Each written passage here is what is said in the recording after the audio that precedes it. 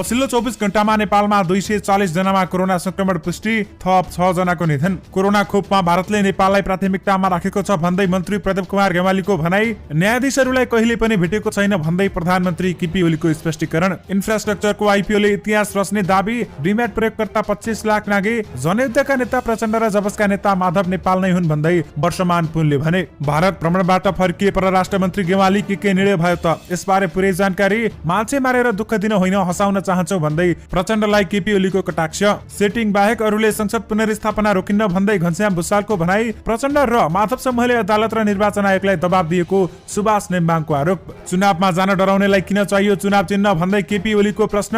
सरकारले संविधान अनुरूप नै काम गरिरहेको छ भन्दै सुभाष नेम्बाङको भनाई। युद्धमा केटु हिमाल चढेर नेपाली टोलीले रच्यो इतिहास। काठमाडौँ ढाका बस तथा विराटनगर बंगलादेश हवाई सेवा चाँडै सुरु गरिने। सनकी शासक केपी ओली जुन भर्याङमा चढे त्यसैलाई भत्काए भन्दै माधव नेपालको भनाई। प्रचण्ड र माधव पक्षले 9 गते काठमाडौँमा प्रदर्शन गर्ने। सीमा समस्या समाधान गर्न दुई देश सहमत भए। पार्टीभित्रकै कपटपूर्ण तमासाले समस्या तर देश बर्बाद पार्न दिन्न भन्दै केपी ओलीले भने। भारतमा कोरोना विरुद्धको खोप लगाउन सुरु, प्रधानमन्त्री मोदीले गरे उद्घाटन। इन्डोनेसियामा शक्तिशाली भूकम्प गयो, 800 भन्दा बढी घाइते, 15,000 विस्थापित, 10 जनाको मृत्यु।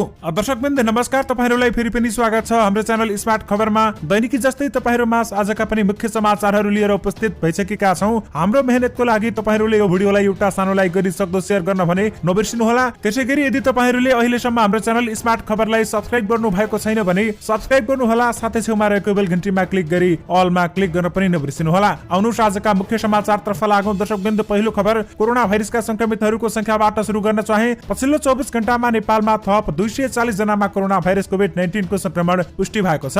देशभरका प्रयोगशालामा 3811 नमुना परीक्षण गर्दा 87 महिला र 153 पुरुषमा संक्रमण पुष्टि भएको हो। यससँगै नेपालमा कोरोना संक्रमितको कुल संख्या 2,67,056 पुगेको छ भने उनीहरूमध्ये 2,61,044 जना संक्रमण मुक्त भइसकेका छन्। त्यसैगरी पछिल्लो 24 घण्टामा नेपालमा कोरोना भाइरसबाट थप 6 जनाको मृत्यु भएको छ। यससँगै नेपालमा कोरोना भाइरसबाट मृत्यु हुने नेपालीहरूको कुल संख्या भने 1,954 जना पुगेको स्वास्थ्य तथा जनसंख्या मन्त्रालयले जनाएको छ। हाल देशभर 4,058 सक्रिय संक्रमित रहेका छन् भने उनीहरूमध्ये 169 जनाको आइसियु र 38 जनाको भेन्टिलेटरमा उपचार भइरहेको छ। आउनुस बारको समाचारतर्फ लागौं।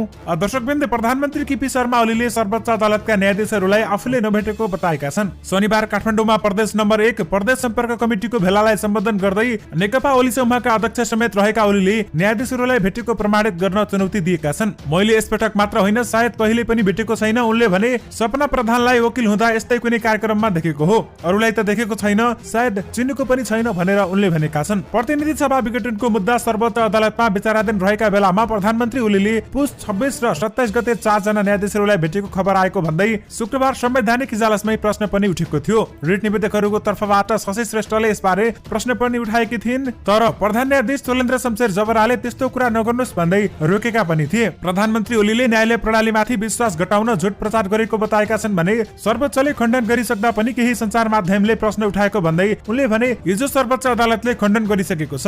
आज फेरि के न्यायाधीशले प्रधानमन्त्रीलाई भेटेकै हो भनेर समाचार आएको छ। प्रधानमन्त्री ओलीले प्रतिनिधि सभा विघटन गरी मध्यावधि निर्वाचनमा आउने मन्त्री परिषदको निर्णयमा संविधानको धारा नखुल्याएको विषयमा पनि समेत स्पष्टीकरण दिएका छन् भने उनले अघि भने प्रतिनिधि सभा विघटन गरेर निर्वाचनमा जाने निर्णय गर्दा धारा खुलाएर गर्नुपर्छ भनेर संविधानको कुन धारामा छ भनेर उनले प्रश्न पनि गरेका छन्। आफूले गरेको सिफारिसमा धारा 76 को 1 र 7 तथा धारा 85 उल्लेख रहेको भन्दै मन्त्री परिषदबाट निर्णय नगराए पनि हुने अवस्थामा छलफल गराएको दाबी समेत गरेका छन्। दर्शकवृन्द, विशेष गरी न्यायाधीशहरूलाई कहिले पनि भेटेको छैन भन्दै प्रधानमन्त्रीले स्पष्टीकरण दिएका छन्। आउनु शहरको समाचारतर्फ लागौं।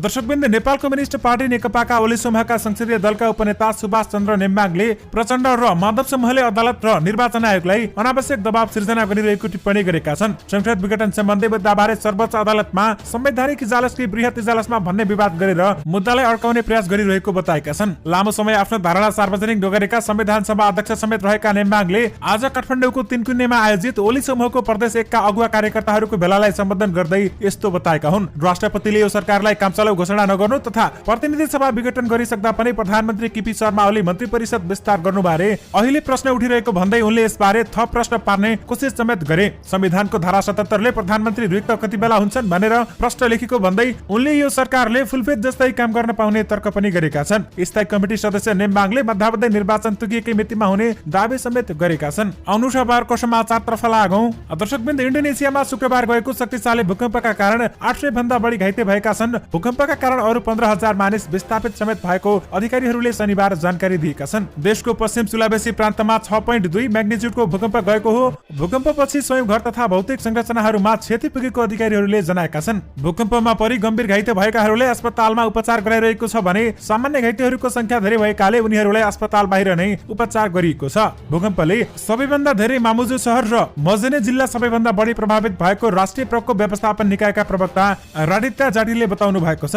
उहाँका अनुसार मामुजुमा 179 जना गम्भीर घाइते भएका छन् भने मजनेमा 339 जना मध्यम घाइते भएका छन्। त्यसैगरी दर्शकबिन्द यही भूकम्पमा परि थप 10 जनाको पनि मृत्यु भएको छ। आउनु शबारको समाचारतर्फ लागौं। दर्शकबिन्द नेपाल भारत परराष्ट्र मन्त्री स्तरीय संयुक्त आयोगको बैठकमा सहभागी हुन भारत भ्रमणमा गएका परराष्ट्र मन्त्री प्रदीप कुमार गेवाली शनिबार नेपाल फर्किएका छन्। भ्रमणले नेपाल र भारत बीच रहँदै आएको घनिष्ठ मैत्रीपूर्ण एवं बहुआयामिक सम्बन्धलाई थप मजबुत पार्न योगदान पुगेको मन्त्री गेवालीले बताएका छन्। आयोगको बैठकमा कोभिड-19 को भ्याक्सिनको आवश्यकता पूर्ति गर्ने बारे भारतसँग छलफल भएको तथा भारतले नेपाललाई प्राथमिकतामा राखेको स्पष्ट पारेको समेत उनले बताएका छन्। त्यसैगरी कोभिडका कारण बन्द रहेका हवाई तथा स्थल मार्गहरू क्रमशः खोल्दै जाने, हुलाकी सडक अन्तर्गत 14 खण्ड मध्ये सम्पन्न भइरहेको 11 खण्ड हस्तान्तरण प्रक्रिया अगाडि बढाउने र बाँकी छिट्टै सक्ने कुराकानी भएको उनले बताएका छन्। महाकालीमा निर्माणाधीन 4 लेनको सडक पुललाई भारतको राष्ट्रिय सडक सञ्चालनसँग जोड्न भारत सहमत भएको पनि उनले बताएका छन् भने बैठकमा भूकम्पपछिको पुनर्निर्माणमा भारतले प्रदान गरेको अनुदान तथा ऋणको उपयोग गर्ने तथा परियोजनालाई अन्तिम रूप दिने विषयमा छलफल भएको पनि उनले बताएका छन्। नेपाल भारत बीच पारवाहन र रेल सम्बन्धी सन्धि सम्झौताहरू पुनरावलोकन प्रक्रिया छिटो सम्पन्न गर्ने निर्णय पनि भएको जनाइएको छ भने भ्रमणका क्रममा नेपालको निर्यात बढाउने ठोस उपाय अवलम्बन गर्न नेपाली पक्षले भारत सरकारलाई अनुरोध गरेको छ। आउनु शबारको समाचारतर्फ लागौं। दर्शकबिन्द यो खबर कोरोना खोप सम्बन्धी रहेको छ। भारतमा कोरोना विरुद्धको खोप लगाउन शनिबारदेखि सुरु गरिएको छ। भिडियो सम्मेलन मार्फत प्रधानमन्त्री नरेन्द्र मोदीले खोप अभियानको शनिबार उद्घाटन गरेका हुन्। यस अभियानलाई विश्वकै सबैभन्दा ठूलो खोप अभियान भनिएको छ। अभियान अन्तर्गत सबैभन्दा पहिला कोरोना विरुद्धको लडाईमा अग्रपन्थीमा खटिएकाहरूलाई खोप लगाउने मापदण्ड बनाइएको छ भने अग्रपन्थीमा सेवा प्रदायी सहित पहिलो चरणमा झण्डै 3 करोड मानिसलाई खोप लगाउने भारतीय सरकारको तयारी रहेको छ। खोप लगाउनका लागि देशभरि 3600 ठाउँमा खोप केन्द्रको व्यवस्था गरिएको र ती सबै भर्चुअल माध्यमबाट एकअर्कामा सम्पर्कमा रहने व्यवस्था गरिएको अधिकारीहरूले जनाएका छन्। आज पहिलो दिन हरेक केन्द्रमा खोप 100 जनाको दरले खोप लगाउन सक्ने जनाइएको छ भने खोपका लागि एकीकृत बाल विकास सेवाका कर्मचारी सहित सरकारी तथा निजी क्षेत्रका स्वास्थ्यकर्मीहरूलाई सबैभन्दा पहिला प्राथमिकतामा राखेको छ। दैनिक बिहान 9 बजेदेखि बेलुका 5 बजेसम्म कोरोना खोप सेवा उपलब्ध गराइने केन्द्रीय स्वास्थ्य मन्त्री डाक्टर हर्षवर्धनले जानकारी दिएका छन्। उनले कोरोना विरुद्धको खोप अभियान सुरु हुनुलाई कोरोनाको अन्त्य नै सुरु भएको रूपमा लिएका छन्। अर्को चरणमा 50 वर्ष भन्दा बढी उमेरका व्यक्तिलाई मात्रै खोप दिइने मापदण्ड बनाएको सरकारी अधिकारीहरूले जनाएका छन्। वृद्धहरू कोरोना भाइरसबाट संक्रमणको उच्च जोखिम हुने र संक्रमित भइसकेपछि जित्न पनि गाह्रो हुने भएकाले उनीहरूलाई प्राथमिकतामा राखिएको उनीहरूले जनाएका छन्। त्यसैगरी दर्शकवृन्द भारतले पनि नेपाललाई कोरोना खोप दिने बाचा समेत गरेको छ। भारतमा अहिले लगाइरहेको कोरोना खोप नेपालमा पनि आउने भएको छ। कोरोना खोप नेपालमा आइसके पनि नेपालमा पनि यसै तरिकाले लगाउने बताइएको छ। पहिला अग्रपन्थीमा खटिएका स्वास्थ्यकर्मी र वृद्धहरूलाई लगाइनेछ भने पछि सम्पूर्ण नेपालीहरूलाई लगाइने बताइएको छ। आउनु शबारको समाचारतर्फ लागौं।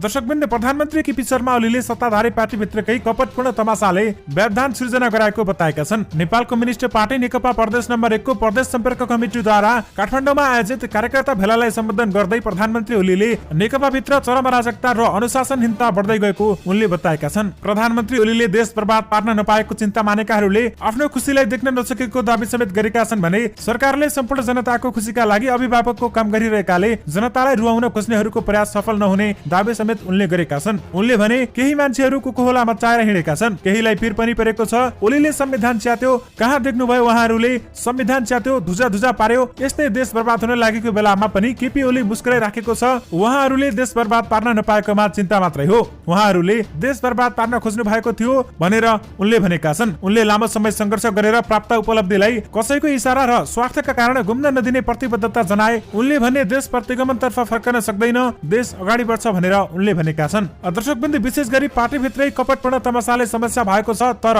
देश बर्बाद पार्न दिन्न भन्दै केपी शर्मा ओलीले भनेका छन्। आउनु शबारको समाचारतर्फ लागौं। दर्शकवृन्द नेपाली आरोहीहरूको टोलीले शनिबार पाकिस्तान स्थित केटु हिमाल चढेर नयाँ इतिहास रचेका छन्। हिउँदको मौसममा अहिलेसम्म कसैले चढ्न नसकेको केटु हिमाल चढेर सो टोलीले हिमाल आरोहणका क्षेत्रमा नयाँ रेकर्ड कायम गरेको छ।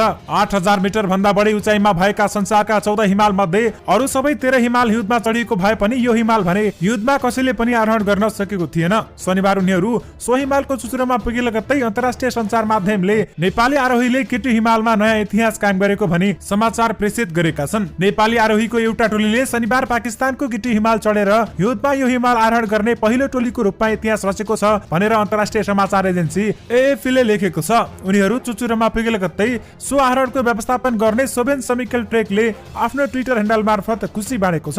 दर्शकवृन्द, विशेष गरी हिउँदमा केटु हिमाल चढेर नेपाली टोलीले इतिहास रचेका छन्। आउनु शनिबारको समाचारतर्फ लागौं। दर्शकवृन्द, नेपाल कम्युनिस्ट पार्टी नेकपाका प्रचण्ड र माधव समूहका अध्यक्ष एवं पूर्व प्रधानमन्त्री माधव कुमार नेपालले प्रधानमन्त्री केपी शर्मा ओली सनकी शासक भएका बताएका छन्। शनिबार दाङको तुलसीपुरमा जिल्ला स्तरीय अगुवा कार्यकर्ता भेलालाई सम्बोधन गर्दै अध्यक्ष नेपालले ओलीको टिप्पणी गर्दै भने, आफूले जे गरे त्यही विधि, मैले जे भने त्यही संविधान, मैले जे भने त्यही कानून भन्ने प्रवृत्तिका कारण ओली सनकी शासक रूपमा प्रस्तुत भइरहेका छन्। उनले भने, उहाँलाई कसैको सुझाव चाहिँदैन, कसैको आलोचना सुन्न मन पर्दैन, उहाँलाई प्रशंसा मात्र मन पर्छ, तर प्रशंसा मूर्ख शासकलाई मात्र मन पर्छ। प्रधानमन्त्री ओलीले कम्युनिस्ट पार्टीलाई धराशायी पार्न खोजेको आरोप समेत लगाएका छन् भने जुन भ्याराकमा चढेका हुन् त्यसैलाई ओलीले भत्काएको पनि उनले बताएका छन्। ओली जुन कुर्सीमा बसेका छन् उनले त्यही कुर्सीलाई अरूले आँखा लगाए कुर्सी भाँचिदिन्छु भनेर जुन घरमा बसेका छन् त्यो घरमा झगडा भयो भनेर आगो लगाउने भस्मासुर हामीले पाएका छौं। आज सिंगो देश भस्मासुरको आक्रान्तामा छ, ओली प्रति कठोर हुँदैन भनेर उनले भनेका छन्। अहिले प्रधानमन्त्री पदमा आसीन भए पनि साँच्चीकै प्रधानमन्त्री हुन् र भन्दै प्रश्न समेत उनले गरेका छन्। दर्शकवृन्द, विशेष गरी सनकी शासक केपी ओलीले जुन भराङमा चढे त्यसलाई भत्काए भन्दै माधव नेपालले भनेका छन्। आउनु शनिबारको समाचारतर्फ लागौं।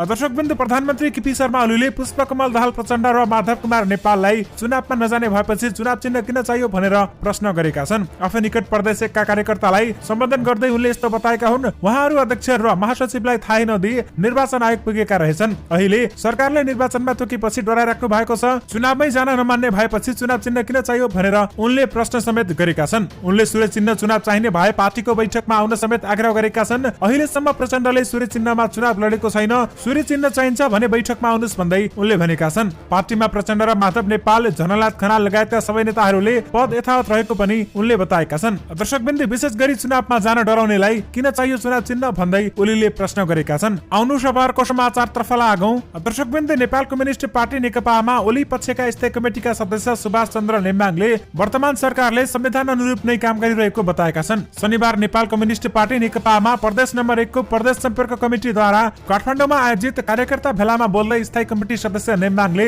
वर्तमान सरकारले संविधान अनुसार नै काम गरिरहेको बताएका छन्। संसद विघटन भइसकेपछि सरकारले गरेका विभिन्न काममा प्रश्न उठाइएको भन्दै उनले सरकार संविधान अनुसार नै कार्यरत रहेको दावी समेत गरेका छन्। संविधानको धारा 77 ले प्रधानमन्त्री कस्तो अवस्थामा रिक्त हुन्छन् भन्ने व्यवस्था गरेको उल्लेख गर्दै उनले भने, निर्वाचनबाट नयाँ प्रधानमन्त्री नहुन्जेल वर्तमान मन्त्री परिषदले सम्पूर्ण काम गर्न पाउने व्यवस्था संविधानमै उल्लेख भएको बताएका छन्। निर्वाचन आयोगले निर्वाचन आचार संहिता जारी नहुँदासम्म सरकारले सम्पूर्ण काम गर्न पाउने समेत उनको भनाइरहेको छ। दर्शकवृन्द, विशेष गरी सरकारले संविधान अनुसार नै काम गरिरहेको छ भन्दै सुभाष नेम्बाङले भनेका छन्। आउनु शनिबारको समाचारतर्फ लागौं। दर्शकवृन्द, नेकपा प्रचण्ड र माधव पक्षले माघ 9 गते संसद विघटन विरुद्ध काठमाडौँमा बृहत प्रदर्शन गर्ने भएको छ। शनिबार बसेको केन्द्रीय संघर्ष उपत्यका संघर्ष समिति, बागमती प्रदेश कमिटी, सम्पर्क विशेष कमिटी तथा जनवर्गीय र पेशागत संगठनको संयुक्त विस्तारित बैठकले सो निर्णय गरेको हो। बैठकले प्रधानमन्त्रीद्वारा चालिएको प्रतिगामी, प्रतिक्रान्तिकारी तथा असंवैधानिक कदमका विरुद्ध अग्रगमन, लोकतन्त्र तथा संविधान र जनाधिकारको रक्षाका लागि यही माघ 9 गते राजधानी काठमाडौँमा बृहत तथा सशक्त विरोध प्रदर्शन गर्ने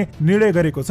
बैठकले माघ 9 गते राजधानीमा हुने विरोधमा प्रदर्शनमा व्यापक सहभागिता सहित जनाधिकार रक्षाका लागि ऐक्यबद्धता जाहेर गर्न सम्पूर्ण राजनीतिक दल, नागरिक समाज, विभिन्न संघ संगठनलाई अपील समेत गरेको छ। बैठकले माघ 9 गते राजधानीमा हुने विरोध प्रदर्शनको तयारीका लागि माघ 4, 5 र 6 गते प्रदेश जिल्ला निर्वाचन क्षेत्र, पालिका, वडा र शाखा कमिटी सम्पर्क तथा जनवर्गीय संगठनका तहगत कमिटीका बैठक आयोजना गरी तयारीमा जुट्न पार्टी पंक्तिलाई निर्देशन दिएको छ। यानि कि दर्शकवृन्द, प्रचण्ड र माधव पक्षले माघ 9 गते काठमाडौँमा प्रदर्शन गर्ने भएका छन्। आउनु शनिबारको समाचारतर्फ लागौं। दर्शकवृन्द, नेपाली शेयर बजारमा कृषि विकास बैंकले राखेको तत्कालीन रेकर्ड जस्ताको तस्तै नेपाल इन्फ्रास्ट्रक्चर बैंक निफ्राले राख्न लागेको बताइएको छ। सबैभन्दा ठूलो कुरा त लगानीकर्ताहरूमा चेतनाको वृद्धि भएको पाइएको छ। हिजो र आजको अवस्थामा निकै फरक पाइएको छ। नेपाली शेयर बजारको आइपीओ आवेदनमा नयाँ रेकर्ड कायम हुने पक्का भएको छ। शुक्रबारदेखि खुलेको नेपाल इन्फ्रास्ट्रक्चर बैंकको साधारण शेयर आइपीओले नयाँ रेकर्ड राख्ने पक्का देखिएको हो। शुक्रबारसम्मको तथ्याङ्क हेर्ने हो भने डिम्याट खाता खोल्ने नेपालीहरूको संख्या 25,345 पुगेको पनि बताइएको छ भने पछिल्लो 2 महिना यताकै 3 लाख भन्दा धेरै मानिसले नयाँ डिम्याट खाता खोलेका छन्। तर डिम्याट खाता भएका सबैले भने आइपीओ का लागि आवेदन दिने गरेका छैनन्। दर्शकवृन्द, विशेष गरी ड्रिमयार्ड प्रयोगकर्ता 25 लाख नागेका छन् भने इन्फ्रास्ट्रक्चरको आइपिओले इतिहास रच्ने दावी समेत गरिएको छ। आउनु शहरको समाचारतर्फ लागौं। दर्शकवृन्द, बंगलादेशका लागि नेपाली राजदूत डाक्टर वंशीधर मिश्रले दुई देशबीच कूटनीतिक जनताबीचको सम्बन्ध, शिक्षा, स्वास्थ्य, व्यापार, यातायात, हवाई सडक सम्बन्ध बढाउने काम भइरहेको बताएका छन्। नेपाल बंगलादेश मैत्री संघको आयोजनामा नेपाल बंगलादेश सम्बन्ध र व्यापार विषयमा भएको भर्चुअल मिटिङमा उनले काठमाडौँ, ढाका बस तथा विराटनगर बंगलादेश हवाई उडान चाँडै सुरु हुने जानकारी समेत दिएका छन्। बंगलादेशका प्राध्यापक शेख मोहम्मद एलानले शिक्षा र स्वास्थ्यको विकासमा दुवै देश मिलेर अघि बढ्नुपर्नेमा जोड समेत दिएका छन् भने डाक्टर जहरुल इस्लामले नेपाली विद्यार्थी मेहनती र इमानदार रहेको जनाउँदै शिक्षा र स्वास्थ्य क्षेत्रमा नेपाललाई लगानी बढाउन समेत सुझाव दिएका छन्। दर्शकवृन्द, विशेष गरी काठमाडौँ, ढाका बस तथा विराटनगर बंगलादेश हवाई उडान भने चाँडै सुरु हुने भएको छ। आउनु शहरको समाचारतर्फ लागौं। दर्शकवृन्द, नेकपा स्थायी समिति सदस्य वर्षमान पुन अनन्तले प्रचण्ड र माधव नेपालले पदका लागि नभई ओली प्रवृत्ति सुधार्न खोज्दा नेकपा विभाजन भएको बताएका छन्। पुनले नेकपा विवाद अमुक नेताबीचको पदीय भागभण्डार र सुख सुविधा प्राप्तिको झगडा नभई विचार, सिद्धान्त, विधि र पद्धति मान्ने र नमान्ने बीचको लडाई भएको उल्लेख समेत गरेका छन्। केपी ओली समूहले अलोकतान्त्रिक र असंवैधानिक प्रतिनिधि सभा विघटनलाई ढाकछोप गर्न पदीय झगडालाई बहाना बनाएको उहाँको टिप्पणी पनि रहेको छ र साथमा उनले जनयुद्धका नेता प्रचण्ड र जबजका नेता माधव नेपाल नै हुन् भनेर वर्षमान पुनले भनेका छन्। आउनु शहरको समाचारतर्फ लागौं। दर्शकवृन्द, नेकपा प्रचण्ड र नेपाल पक्षका नेता घनश्याम भुसालले सेटिङ बाहेक अरूले प्रतिनिधि सभा र पुनर्स्थापनालाई रोक्न नसक्ने दावी समेत गरेका छन्। प्रतिनिधि सभा विघटन असंवैधानिक र गलत छ भन्ने सामान्य लेखपढ गर्न नसक्नेलाई पनि थाहा भइसकेको अवस्थामा पुनर्स्थापनाको विकल्प नभएको उनले बताएका छन् भने संविधानलाई च्यातिन नदिन र देशलाई फेरि सही ट्र्याकमा ल्याउन प्रविधि सभा पुनर्स्थापनाको विकल्प छैन। शनिबार रूपन्देहीको मणिग्राममा नेकपा तिलोत्तमा नगर कमिटिको विस्तारित भेलालाई सम्बोधन गर्दै भुसालले भने सेटिङ बाहेक अरू कुनै पनि तरिकाले पुनर्स्थापना रोकिन्न भन्दै उनले भनेका छन्। आउनु आजको अन्तिम समाचारतर्फ लागौं। दर्शकवृन्द, प्रधानमन्त्री केपी शर्मा ओलीले जनताको ओठमा हाँसो देख्दा पुष्पकमल दाहाल प्रचण्डलाई दुखेको बताएका छन्। उनले प्रदेश 1 आफै निकटका कार्यकर्ता भेलालाई सम्बोधन गर्दै उनले यस्तो बताएका हुन्। उहाँहरूले देश बर्बाद पार्न खोज्दा मैले दिइन, उहाँहरूलाई त्यही चिन्ता भएको हो। म देशको मुहारमा मुस्काउन चाहन्छु।